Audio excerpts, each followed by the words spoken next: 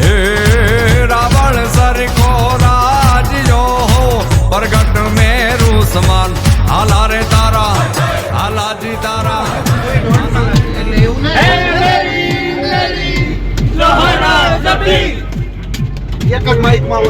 कोल्हापुरी मिसळ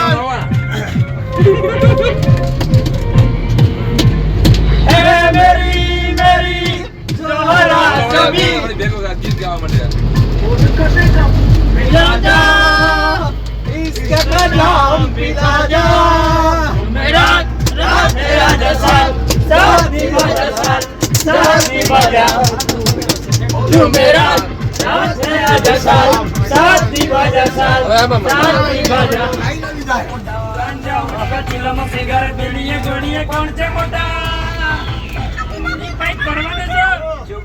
છોકરી પટાવ છે ફિલ્મ બતાવ છે કોક લઈ જજે પછી એની બેનપણીમાં આપણું પટાવ છે પછી એની બેનપણીમાં આપણું પટાવ છે છોકરી પટાવ છે બગાઈને ફિલ્મ બતાવ છે મને કોક લઈ જજે પછી એની બેનપણીમાં આપણું પટાવ છે પછી એની બેનપણીમાં આપણું પટાવ છે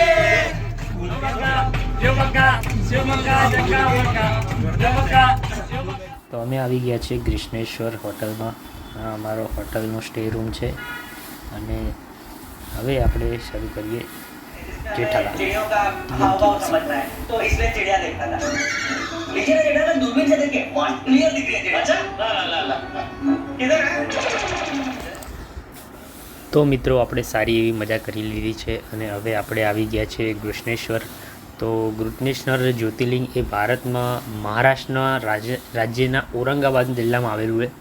આ મંદિર 12 જ્યોતિર્લિંગમાંથી છેલ્લું જ્યોતિર્લિંગ કહેવામાં આવે છે.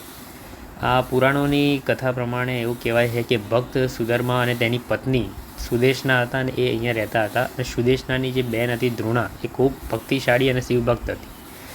તેણે ભગવાન શંકરને પ્રસન્ન કર્યા હતા અને પોતાનું પ્રસન્ન કરીને અહીં રહેવા માટે પ્રાર્થના કરી હતી. ત્યારે શિવજીએ દ્રોણાની ભક્તિથી પ્રસન્ન થઈને આશીર્વાદ આપ્યો હતો અને અહીં જ રહી ગયા હતા. તેથી તેને દ્રોણેશ્વર તરીકે ઓળખવામાં આવે છે આ મંદિરને. અને આ મંદિરની એક ખાસિયત છે, 12 જ્યોતિર્લિંગમાંથી આ એકમાત્ર એવું જ્યોતિર્લિંગ છે જ્યાં પુરુષોને શર્ટ કઢાવીને અંદર પ્રવેશવાનો નિયમ છે. પુરુષોને શર્ટ કઢાવી દેવામાં આવે છે. આ નિયમ પવિત્રતાની ભાવના અને નમ્રતા દર્શાવે છે.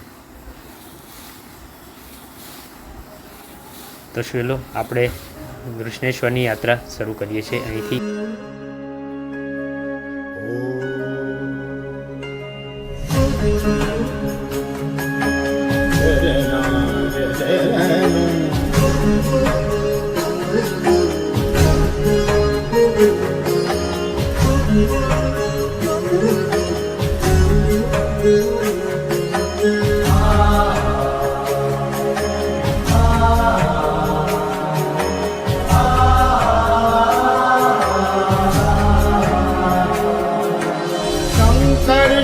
भोले उमापति महादेव शंकर शिव भोले उमापति महादेव पालनहार परमेश्वर विश्व रूप महादेव पालनहार परमेश्वर विश्व रूप महादेव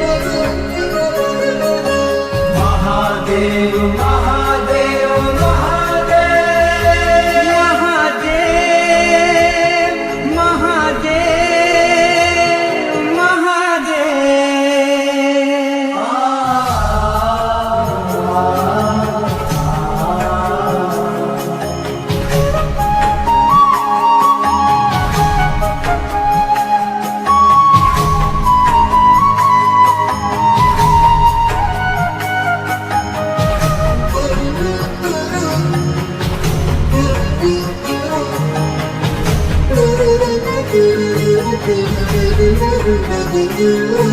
महेशं सुरेशं सुरारातिनाशं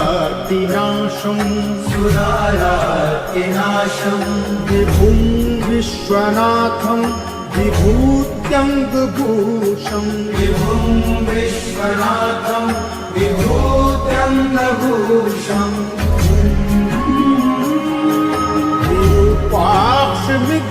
विरूपाक्षमिक्वर्कपाधुं त्रिने विरूपाक्षमित्रं